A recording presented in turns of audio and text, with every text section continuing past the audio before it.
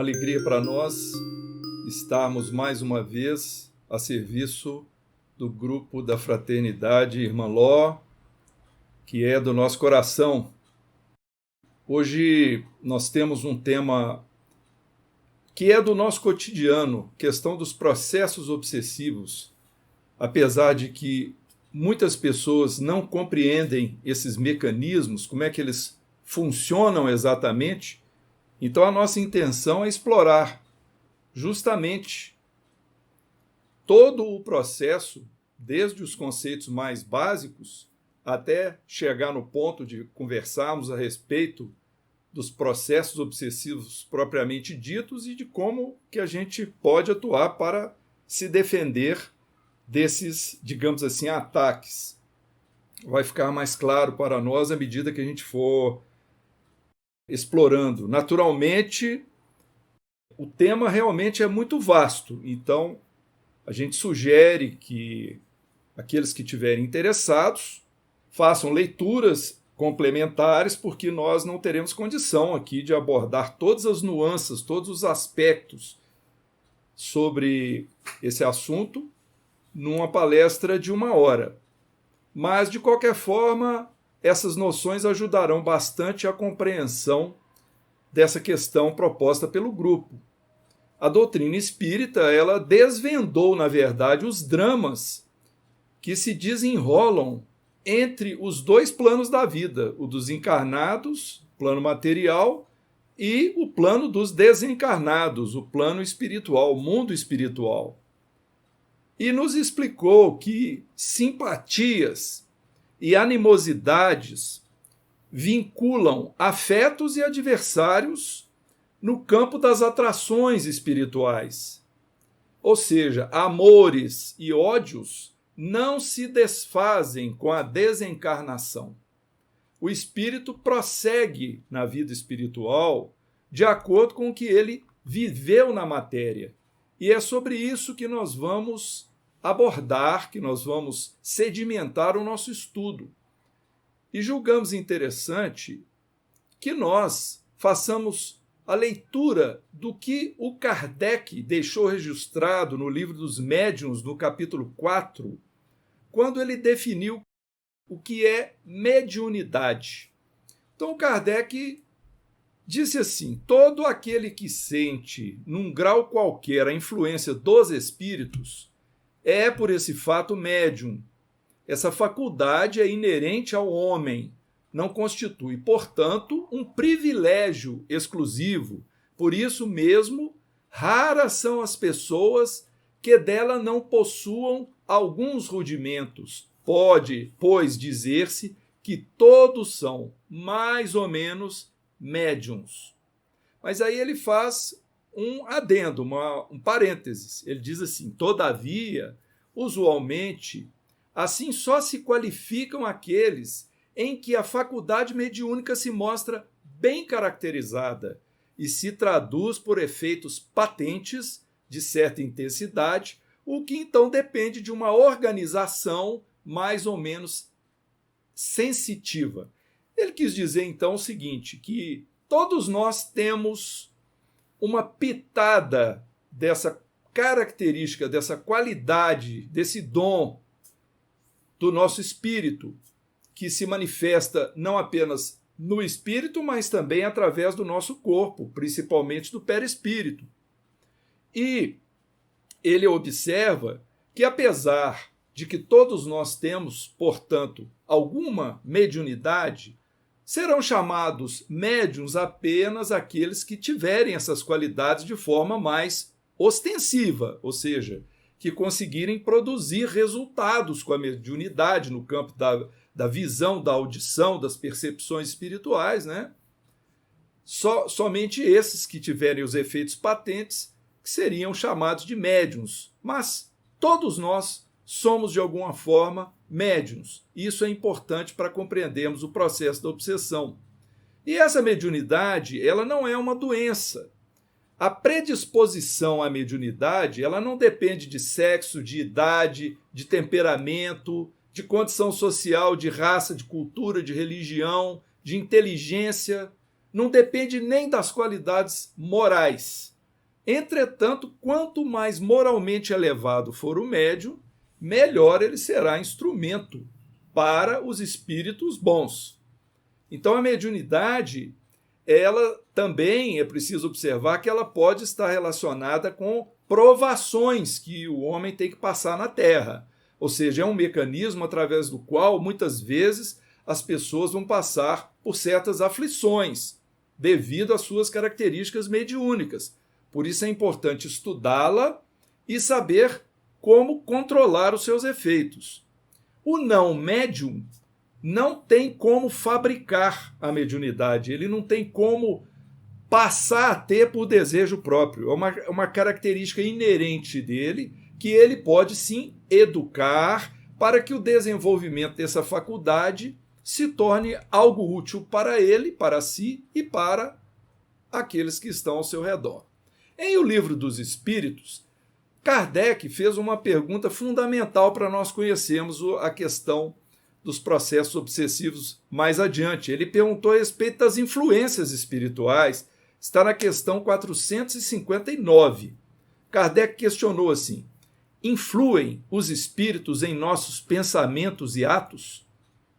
E os espíritos responderam, os espíritos que estavam assessorando o Kardec, né, espíritos superiores, disseram assim: muito mais do que imaginais, influem a tal ponto que, de ordinário, são eles que vos dirigem. Então, os espíritos mostraram, através dessa resposta, uma revelação surpreendente para nós. Como é intensa essa influência das pessoas que estão no campo espiritual sobre nós. E elas atuam sugerindo pensamentos, intervêm conosco, muitas vezes em nossas atitudes, em nossas vidas, e essa afinidade que pode se estabelecer entre esses espíritos e o nosso modo de pensar e de agir é que vai determinar muitas coisas ao longo da nossa vida. É a questão de nós estarmos numa mesma faixa vibracional, como se costuma dizer, que o melhor exemplo é o da sintonia do rádio, né? Quando alguém, uma estação de rádio está transmitindo numa determinada frequência por sua antena transmissora e pelo ar, eu com o meu receptor capto aquela frequência regulando, ajustando o meu rádio na mesma frequência. Quando isso acontece, o que está sendo transmitido é reproduzido no alto-falante, no fone de ouvido do meu receptor. Então a mesma coisa no campo mediúnico. Quando nós estamos numa mesma sintonia vibracional com outras inteligências, muitas vezes nós captamos esses pensamentos e essas pessoas conseguem nos influenciar. Por uma questão de afinidade, isso pode ficar realmente bem intenso. E os espíritos superiores chegaram, inclusive, a comentar na resposta à questão 87 de O Livro dos Espíritos o seguinte, falando a respeito dos espíritos: tendes muitos deles de contínuo a vosso lado, observando-vos e sobre vós atuando, sem o perceberdes. Então os espíritos nos cercam constantemente, observam o nosso comportamento, muitas vezes têm acesso ao nosso pensamento mais íntimo, não são todos, mas muitas vezes há espíritos que têm acesso a esses pensamentos nossos, ou seja, não conseguimos ocultar os nossos pensamentos, mas eles também só se interessam por aquilo que é do interesse deles, aquilo que chama a atenção para eles, e são indiferentes ao que não lhes diz respeito. Mas o espírito André Luiz, pela mediunidade do Chico Xavier, no livro Agenda Cristã, ele deixou registrado o seguinte, um alerta: não se esqueça de que compactas assembleias de companheiros encarnados e desencarnados conhecem-lhe a personalidade e seguem-lhe a trajetória pelos sinais que você está fazendo. Ou seja, se o nosso comportamento, o nosso pensamento expresso através das nossas atitudes, das nossas palavras, são observados e emitem sinais a nosso respeito para os encarnados que nos cercam, Identicamente ocorre isso com irmãos e irmãs que estão no campo espiritual a nos observar. Portanto, nós devemos estar atentos a essa possibilidade, porque se nós cuidamos das nossas boas relações sociais no campo dos encarnados, do nosso comportamento, da nossa atitude, no nosso íntimo devemos fazer o mesmo, lembrando sempre que há espíritos que estão no campo espiritual, desencarnados, a nos observar. E esses espíritos a nos observar, eles são de diferentes níveis evolutivos. Nós encontramos na Revista Espírita, publicada por Allan Kardec, no ano de 1858, publicação do mês de outubro, o nosso codificador deixou registrado o seguinte: os espíritos não são iguais nem em poder, nem em conhecimento, nem em sabedoria. Há, pois, espíritos muito superiores, como os há muito inferiores, muito bons e muito maus, muito sábios e muito ignorantes. Há os levianos, malévolos, mentirosos, astutos, hipócritas, espirituosos, etc. Portanto, os espíritos que nos cercam são de várias categorias espirituais em termos de nível de avanço em progresso moral. Agora, é natural que a gente compreenda que, devido à inferioridade moral do nosso globo, do nosso planeta Terra, nessa hierarquia dos mundos, podemos dizer assim, dos mundos habitados por humanidades, segundo as revelações espíritas, o nosso mundo, nosso planeta ainda é muito atrasado. Então, os espíritos inferiores aqui no nosso planeta Terra, eles são muito mais numerosos do que os espíritos superiores, entendendo o inferior e o superior com relação ao progresso moral. Isso é algo que nós podemos facilmente observar entre os encarnados, que dirá entre os desencarnados. Então, entre os que nos cercam, há os que se ligam a nós, que agem mais particularmente sobre o nosso pensamento, nos aconselhando e cujo impulso muitas vezes nós seguimos sem que nós nos apercebamos desse tipo de reação, que é do nosso campo mediúnico. Muitas vezes nós dizemos que é da nossa intuição, que nós estamos tendo tal ou tal pensamento que nunca nos veio à mente. Mas é aí justamente que está a ação do campo mediúnico de inteligências fora de nós a nos dizer, a nos sugerir pensamentos e ideias. E nós seremos naturalmente felizes todas as vezes que nós escutarmos as vozes dos bons espíritos. Então nós temos as companhias espirituais, a qualidade do pensamento que nós emitimos normalmente determina o tipo de espírito que vai nos cercar. Então, se nós temos pensamentos elevados, pensamentos brandos, pensamentos, vamos dizer assim, mais dignos, mais caridosos, mais amorosos, nós vamos atrair a companhia de bons espíritos. Se nós somos pessoas malévolas, revoltadas, se nós somos vingativos, agressivos, então se aproximarão de nós espíritos atrasados que se sintonizam exatamente com esse tipo de pensamento. Então vamos falar um pouco agora e começar, a explorar a questão da obsessão. Quer dizer, nós falamos a respeito da mediunidade, falamos a respeito das categorias de espíritos, de como eles podem se aproximar de nós, nos observar. Mas vamos entender o que seja, então, essa questão da obsessão. Ora, vamos ao Livro dos Médiuns, um livro também estruturado por Kardec, no seu capítulo 23, quando ele explica a questão da gênese da obsessão. Como é que inicia a questão da obsessão conosco? Ele explica assim: entre os escolhos que apresenta a prática do espiritismo, cumpre se coloque na primeira linha a obsessão, isto é, o domínio que alguns espíritos logram adquirir sobre certas pessoas. Nunca é praticada senão por espíritos inferiores, que procuram dominar, Os bons espíritos nenhum constrangimento infligem, aconselham, combatem a influência dos maus e, se não os ouvem, retiram-se. Os maus, ao contrário, se agarram àqueles de quem podem fazer suas presas.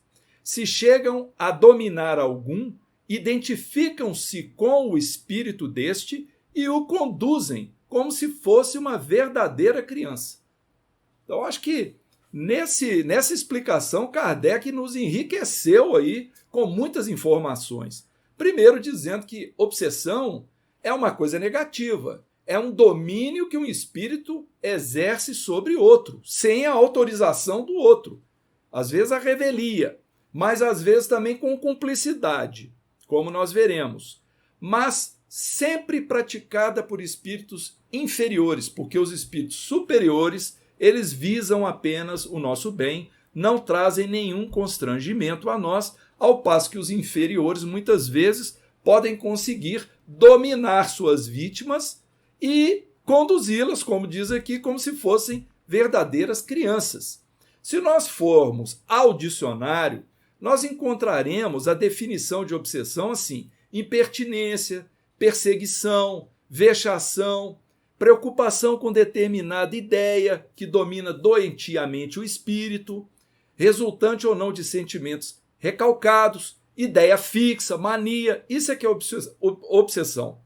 Mas no espiritismo, a palavra tem uma conotação um pouco mais específica.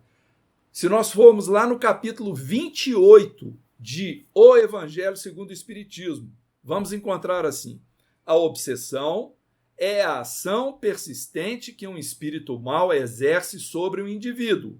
Apresenta caracteres muito diversos, desde a simples influência moral, sem perceptíveis sinais exteriores, até a perturbação completa do organismo e das faculdades mentais.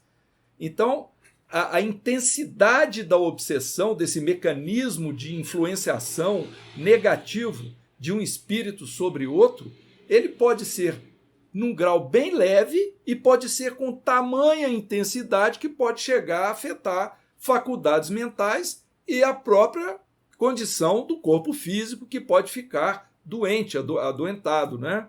Em O Livro dos Médiuns, no capítulo 23, Kardec anota assim: as imperfeições morais dão aso à ação dos espíritos obsessores. Ou seja, as nossas imperfeições morais dão aso, quer dizer, oportunidade, à ação de espíritos obsessores, espíritos que pretendem exercer esse domínio negativo sobre nós. Então, a obsessão decorre sempre de uma imperfeição moral. A vítima tem uma imperfeição moral e, por isso, ela abre portas para a ascendência de um espírito mau. Quase sempre exprime a vingança tomada por um espírito, esse que quer dominar o outro, cuja origem frequentemente se encontra nas relações do obsidiado com o obsessor de vidas anteriores, de precedentes existências. Então, é um processo bilateral. De um lado, você tem o cobrador, um espírito que está cobrando, sequioso de vingança, ferido, injustiçado, e do outro lado, um devedor, alguém que ficou devendo a ele, com impressões de culpa, de remorso ou do ódio entre eles que não se extinguiu.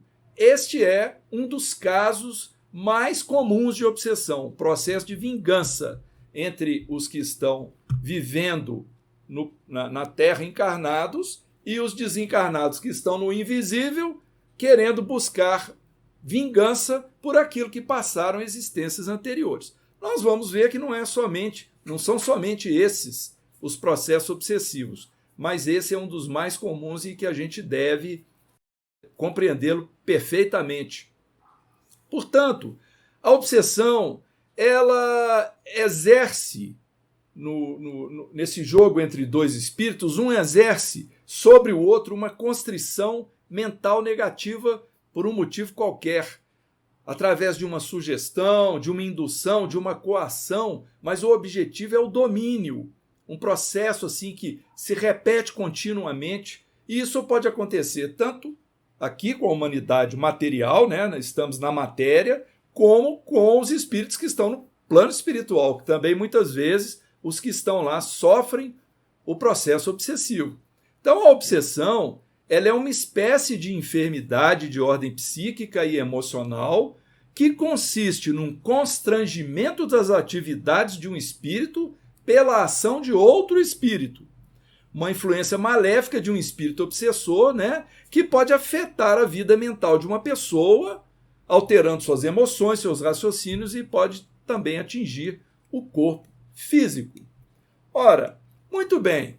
Então, quase sempre, como Kardec anotou no livro A Gênese, no capítulo 14, quase sempre a obsessão exprime a vingança tomada por um espírito cuja origem frequentemente se encontra nas relações que o obsediado manteve com o obsessor em existências precedentes, como nós já até falamos. Então, muitas vezes, a obsessão passa totalmente despercebida, porque ela é muito sutil. Um processo obsessivo não é detetado com facilidade, confunde muitas pessoas, não é? Muitas vezes, as pessoas obsediadas vão ser tomadas como loucas ou como sendo pessoas irritadas, inconvenientes, doentias, mas estão vítimas de processos obsessivos. Então, o que acontece? Nós não estamos ainda classificando, nós vamos explicar mais adiante a classificação dos níveis de obsessão. Mas vamos ver como é que funciona o processo obsessivo. O obsessor, que é um espírito, um homem, uma mulher, né? Um espírito que viveu na Terra, e estamos supondo esse processo de obsessão do desencarnado para o encarnado, porque existem os outros que nós vamos explicar ainda, mas o obsessor, ele encontra em sua vítima os condicionamentos, encontra a predisposição, encontra as defesas da sua vítima desguarnecidas. Por quê? Porque a vítima é alguém tomada por vícios morais. E é através desses vícios morais que o obsessor alimenta e encontra a porta aberta para ele exercer a sua ação. Então o perseguidor atua com uma ação persistente, com pensamentos em repetição, com pensamentos hipnóticos, tentando fazer com que a sua vítima aceite os seus pensamentos, o pensamento dele, com facilidade. Então, se a vítima é invigilante, se ela não começa a prestar atenção na sua própria reação, no que está acontecendo, que às vezes ela está mudando o seu comportamento para algo inconveniente, ela assimila os pensamentos do obsessor e se deixa dominar pelas ideias dele. E há naturalmente um envolvimento fluídico aí, né? A vítima é enlaçada em seu perispírito por uma teia de fluidos nocivos que vão colaborar com o obsessor e prejudicar o obsediado.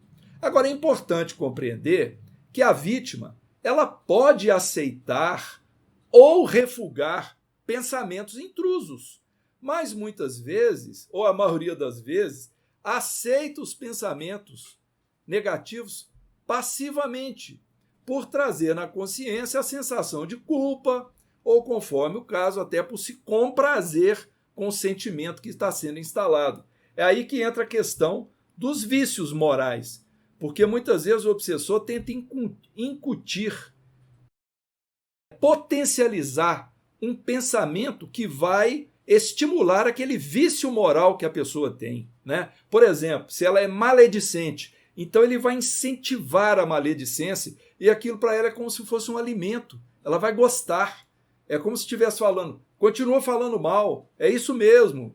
Aquela pessoa merece o seu comentário negativo e assim, né? Ou outro tipo de pensamento qualquer, no campo da sexualidade, no campo da vingança, do ódio, qualquer pensamento que trouxer vibrações negativas para a vítima, ela própria pode estar aceitando e deixando, como nós dissemos, né, portas abertas para que o obsessor transmita esses fluidos, esses pensamentos, e aí o processo obsessivo vai se instalando de forma cada vez mais tenaz. Então a obsessão, ela só se instala na mente do paciente quando o obsessor encontra fraquezas morais que possam ser exploradas. Nós já podemos começar a perceber por aí que se nós temos uma certa evolução moral, nós temos defesas, nós podemos conquistar essa evolução moral. Nós vamos falar disso lá no final. Mas aqui já dá para perceber que existem certas coisas que são óbvias para a gente mudar a nossa maneira de pensar e a nossa maneira de agir para sermos pessoas moralmente mais evoluídas e assim com maiores defesas às ações dos obsessores. Então, como nós todos temos pontos fracos, todos nós temos imperfeições que nos caracterizam, nós podemos concluir que todos nós estamos sujeitos à obsessão. Esse é um problema que nós devemos estar atentos. Então, esses fatores predisponentes em nós, eles facilitam para que o obsessor ele veja um momento propício para agir. E nós usamos já aqui algumas vezes a palavra invigilância. O que é invigilância? A gente lembra aquela frase de Jesus, né? Que ele nos orientou, né? O alerta que ele nos deu, né? Orai e vigiai para não cairdes em tentação. O espírito está pronto, mas a carne é fraca. Quando ele diz o espírito está pronto, é a nossa parte divina, a nossa centelha divina, a nossa criação divina, que é o que há de mais puro em nós. Mas a carne é fraca, a nossa personalidade, ela abafa o divino. Por causa da nossa ambição, inveja, orgulho, vaidade, tudo isso faz com que a nossa parte divina fique oculta e nós mesmos abafamos a sua manifestação. Então, quando Jesus diz orai e vigiai, se ligue a um plano superior mais elevado e preste atenção em você mesmo, preste atenção nos seus pensamentos, cuidado com as suas atitudes, porque somos nós que temos que cuidar. Claro, quando somos crianças na Terra, nós temos os nossos tutores a nos dizer, não faz isso não, faz aquilo, não faz isso. Não é assim? Chega um certo ponto na vida que nós somos os tutores, os instrutores de nós mesmos. A nossa maturidade faz com que a gente, muitas vezes, nem aceite instruções de outras pessoas, por causa do nosso orgulho. A gente barra esses bons conselhos. Mas essa vigilância ela é importante. E quais são, então, os momentos de invigilância? Vou dizer aqui algumas palavras de uma lista que nós fizemos para mostrar os momentos em que somos invigilantes. Revolta, ódio, ideias negativas, depressão, tristeza, desânimo, pessimismo, medo, ciúme, avareza, egoísmo, ociosidade, irritação, impaciência, maledicência, calúnia, desregramentos sexuais, vícios de maneira geral, desequilíbrios das emoções, turvação mental, gênio forte, má formação íntima, irritação, mau humor, ira, maledicência. Não é mole, né? Estamos sujeitos, nós mesmos, a manifestar esses estados para os quais nós temos de estar vigilantes. E muitas vezes o processo vai aumentando em nós a irritação, o ciúme, a ambição, o ódio, porque às vezes ele começou pequenino, mas tem alguém ao nosso lado querendo nos prejudicar. Ele está com ciúme, vamos aumentar o ciúme dele aqui. E vem as ideias cada vez mais fortes para que a gente sinta ciúme da pessoa amada. E quantas vezes os relacionamentos são desfeitos por causa disso. As desconfianças, a irritação, o ódio, porque essas portas estão abertas em nós e são potencializadas. Mas é importante também a gente dizer que não significa que, por exemplo, um instante de medo, por exemplo, indica que a pessoa está sendo obsidiada. Não se trata disso. Às vezes são lampejos que acontecem, né, de irritação ou de ciúme, coisas. O problema deve chamar a atenção quando ficar uma ideia fixa e constante e aquilo fosse potencializando em nós. Quais são as principais, então, causas das obsessões? As causas morais, as causas relativas ao nosso passado espiritual, vidas anteriores, as contaminações, vamos explicar, e as causas anímicas. Vamos lá. As causas morais é o que nós já dissemos, em vigilância é a porta de entrada para a obsessão. Então, a nossa má conduta na vida cotidiana, ela mostra que nós temos uma progressão moral ainda muito pequena e os vícios mundanos, sejam eles orgânicos, morais, podem nos ligar a entidades espirituais infelizes que não se desapegaram dos prazeres materiais. Então, por exemplo, uma pessoa que ainda tem o vício do tabagismo, digamos assim, espíritos desencarnados que foram tabagistas, que tiveram o vício do fumo, do cigarro, por exemplo, eles precisam de algo que os faça recordar ou sentir o prazer daquele vício novamente. Então, eles potencializam em nós o desejo que a gente continue fazendo uso do cigarro, porque eles vêm aspirar os vapores do cigarro e sentir um certo prazer. A mesma coisa com questões sexuais, gastronômicas, ou seja, alcoólicas. Então, muitas vezes, o vício material nosso vai satisfazer a lembrança do vício material dessas entidades, porque eles não têm mais corpo, mas eles podem sentir um certo prazer por nosso intermédio. Tudo isso que nós estamos dizendo, meus irmãos, estão na literatura espírita, tá? Nos romances do André Luiz, por exemplo, nos livros do André Luiz, muitos desses processos são relatados e outros espíritos também que trouxeram para nós essas informações. Outras causas da obsessão são aquelas relacionadas ao nosso passado, ou seja, nós cometemos certos crimes, nós agredimos pessoas, nós ofendemos, muitas vezes fizemos as coisas achando que ficou oculto, que ninguém viu, mas aquilo, os processos, os crimes, eles não se resolvem com a desencarnação, eles prosseguem no campo espiritual, porque uma pessoa, por exemplo, que foi assassinada por outra, ela adentra o campo espiritual com ódio, a maioria das vezes, com desejo de vingar a pessoa que ceifou a sua vida antes da hora, né? Pelo menos da hora que ela entendia que ela deveria morrer, ela morre antes por causa de um assassinato, e aí ela, quando encontra o encarnado, sem que ele a esteja vendo, ela vem buscar um processo de vingança e vai lá perturbá-lo através da sua mente, através de pensamentos, dessa ação insistente, né? Isso perturba o lar, perturba a saúde, perturba a condição das pessoas. Então, faz parte também da lei de causa e efeito, né?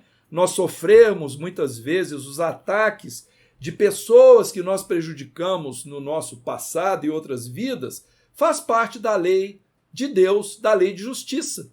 É uma forma de reparação. Então, por isso, a oração, né? Oração e vigilância, como disse Jesus. A oração para a gente se vincular ao processo do que é superior, do que é melhor. E a vigilância para a gente não manter o comportamento.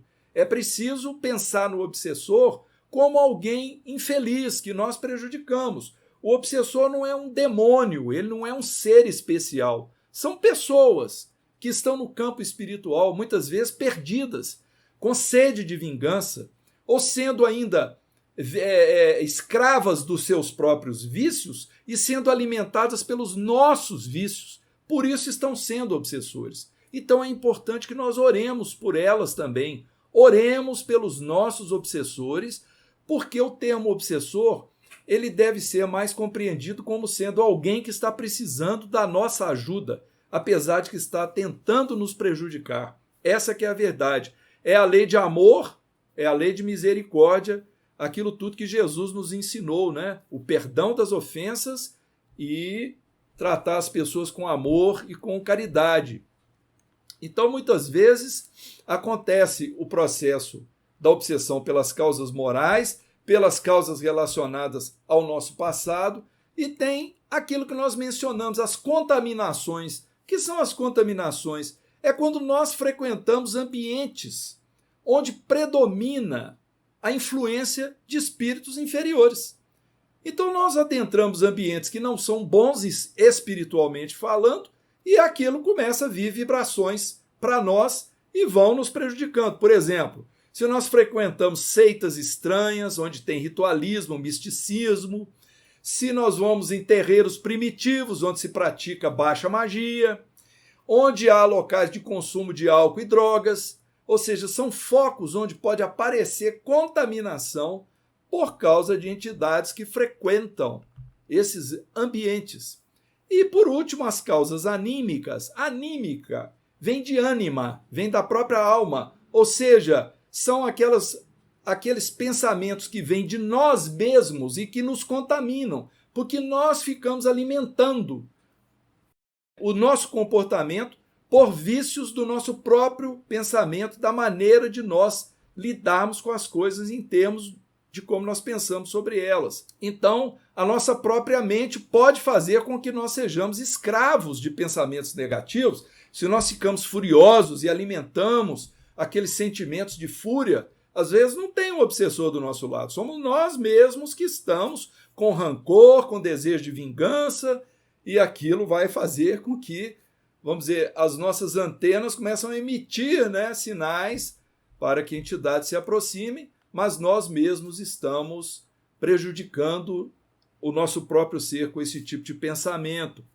Orai e vigiai. A oração nos desliga desse tipo de sentimento, não é verdade? Então vamos ver a gradação da obsessão. Nós podemos ter, em termos de intensidade, uma obsessão simples, uma fascinação ou um grau de subjugação. A obsessão simples são aqueles casos que o espírito que vem nos obsidiar, ele não tem intenção de se impor, de ficar ali frequente, dominar. Ele quer apenas fazer com que a gente passe por uma vexação, uma pequena perturbação. Então ele vai lá e, como diz o outro, faz uma ação assim sem muita pretensão. Muitas vezes o espírito obsessor ele nem percebe que ele está nos obsidiando. Ele não faz isso intencionalmente. Ele faz por brincadeira ou porque nós o atraímos, né? E se nós não temos consciência do processo, é difícil a gente se livrar dele, né? Então esse tipo de obsessão é comum, mas ele pode também se agravar, porque às vezes começa com uma pequena intensidade, mas nós vamos dando sinais de que eles podem continuar a nos perturbar. E aí, dependendo do caso, a coisa pode evoluir para a fascinação. A fascinação já é um processo de obsessão mais complicado, porque a fascinação, o próprio nome diz, é uma ilusão produzida pelo obsessor, né, que muitas vezes vai paralisando o nosso raciocínio. A vítima não consegue perceber o que está acontecendo. O obsessor ele vai vencendo pelo convencimento. Ele vai pondo a ideia ali e vai intensificando aquela ideia. Então exige tempo, exige tática. É um processo, como nós dissemos, de insistência, de repetição, e pode acontecer que a vítima se torne cúmplice dele. Então ela favorece que o processo aconteça. O médium começa a aceitar, né? Médium é qualquer pessoa, não estamos dizendo que estão na casa espírita, o que tem a faculdade mediúnica, que tem esse canal aberto, ele pode aceitar pensamentos estranhos, doutrinas estranhas. Por exemplo, pensamentos que excitem a nossa vaidade, o nosso orgulho, nós achamos que somos melhores, superiores a outra pessoa, que somos mais bonitos, que a cor da nossa pele nos faz superior, o nosso sexo nos faz superior. Outra coisa, o nosso time de futebol nos faça superior aos outros. Esse é um tipo de obsessão muito comum, porque as pessoas se julgam. Muitas vezes que isso é um processo apenas de brincadeira, né? Esporte e tal, mas quando você usa isso como um mecanismo para convencer o outro que você é melhor, que você é maior do que ele, porque você tem um amor, né? Nós estamos dando um exemplo bem corriqueiro, por um time de futebol e ele tem por outro. Isso faz com que você queira diminuir o outro e ficar por cima. O que é isso? Orgulho. Orgulho. Então o cristão precisa tomar um pouco de cuidado com isso. Não estamos dizendo, é proibido que você goste de time de futebol, que você aprecie. Não. A questão é como é que eu estou me comportando perante os meus irmãos que não são torcedores do meu time. Eu estou tratando com educação, eu estou tentando diminuí-los, O que eu estou tentando fazer? E isso pode evoluir a tal ponto, e nós, inclusive, conhecemos casos desse tipo, de pessoas que tinham relacionamento conjugal e que tiveram de se separar.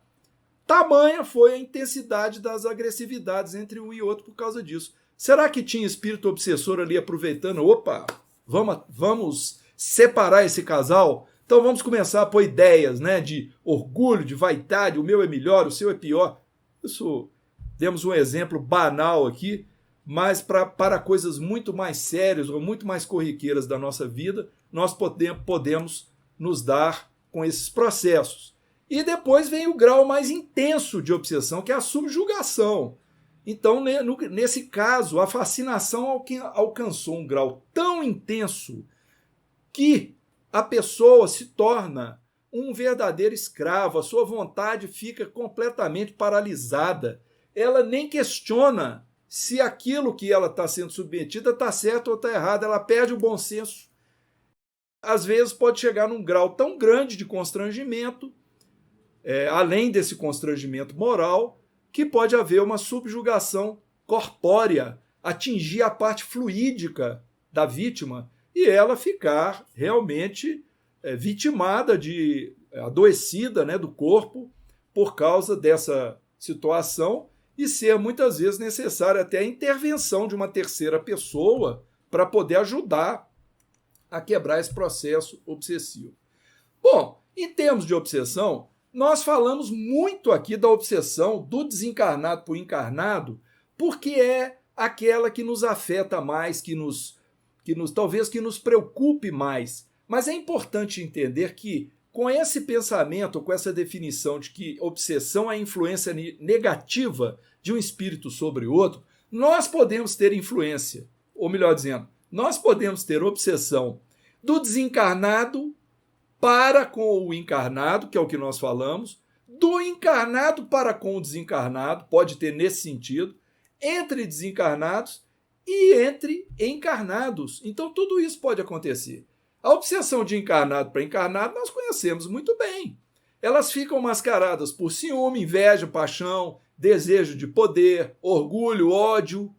Às vezes acontece no trabalho, dentro de casa, entre cônjuges, entre irmãos, entre vizinhos, ou às vezes até amigos. É o amor tiranizante, digamos assim, né?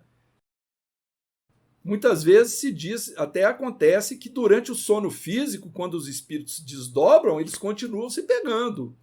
Então, são desafetos que muitas vezes vieram de vidas passadas, se reencontram conosco nessa vida de hoje, e nós temos essas questões, né, das antipatias fluídicas, e podemos, ou nós sermos os obsessores de encarnados, ou sermos as suas vítimas. Recebemos o bullying, como se diz, né, no verbo em inglês. Do desencarnado para o desencarnado, também a literatura espírita explica processos de aliciamento de espíritos para auxiliar nas vinganças que eles planejam. Então, são espíritos que estão menos preparados, sendo influenciados por outros espíritos e que vão ser escravizados, hipnotizados e vai aumentar o seu grau de sofrimento. É um exemplo, né? E como é que é a obsessão de eu encarnado para com um desencarnado? Ora, quando eu lembro de um desencarnado com dor, com revolta, com remorso, com inconformação com a partida dele, com desespero porque ele morreu, com uma insatisfação por causa dos bens que eu herdei dele, estou dando exemplos aqui, né? Com rancor. Então, o meu pensamento negativo, o pensamento negativo do encarnado, ele pode interferir com o desencarnado, porque ele percebe isso. Então, muitas vezes, uma pessoa querida morre e em vez de nós, apesar da tristeza da ausência, apesar da saudade, nós tentarmos, pela oração, pela fé, pela confiança em Deus, transmitirmos pensamentos de libertação, que você prossiga na sua vida e que fique bem. Obrigado por ter vivido comigo na Terra. Tenho gratidão por ter podido viver aqui com você, seja lá uma avó, um pai ou um filho. Se eu faço o contrário, por que você morreu? Você não podia ter me deixado.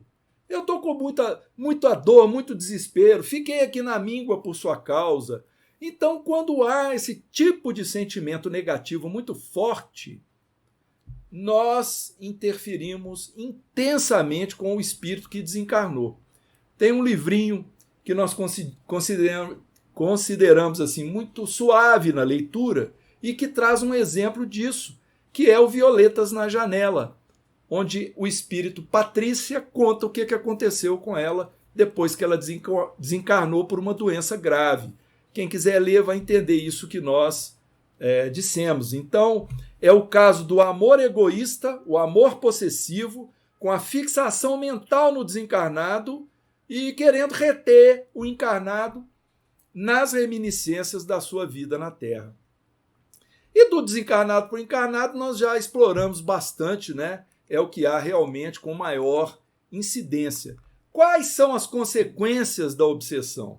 Medo, agressões, afastamento nos relacionamentos, conquista de inimigos, autoflagelação, exposição ao ridículo. Muitas vezes nós nos sujeitamos a isso, acessos de raiva, sei lá o quê, né? Por exemplo, de ciúme, loucura, suicídio pode ser uma consequência de uma obsessão muito intensa. Por sintomas nós temos, por exemplo, prostração, desânimo, agressividade, tristeza excessiva. Então é uma espécie de controle telepático que exercem sobre nós, quer dizer, ficar triste é uma coisa, ficar com uma depressão continuada pode ser resultado de processo obsessivo. Então, muitas vezes, e a maioria das vezes, o que há são vários obsessores envolvidos no processo e não apenas um só. Apesar de que a gente deve dizer que nem tudo é obsessão, que muitas vezes, nem sempre a origem é espiritual. Qual seria, então, a terapêutica desobsessiva? O que é que eu faço para não acontecer a obsessão ou para eu me defender dela? As medidas corretivas seriam, teoricamente, a própria reencarnação. Ela é uma medida corretiva para o processo de obsessão que começou em outra vida.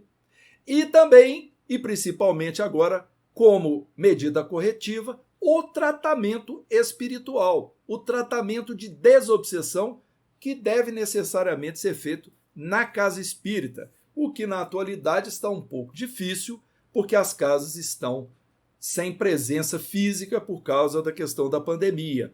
Mas o tratamento espiritual na reunião de desobsessão, ou simplesmente colocar o nome lá no livro de oração da casa espírita, tudo isso vai ajudar. São tratamentos, vamos dizer assim, que vêm de fora para nós, para nos ajudar com os processos obsessivos. Mas o principal é nós providenciarmos as medidas preventivas. São aquelas que nós mesmos precisamos realizar. Então vamos lá. Primeira delas, estudo.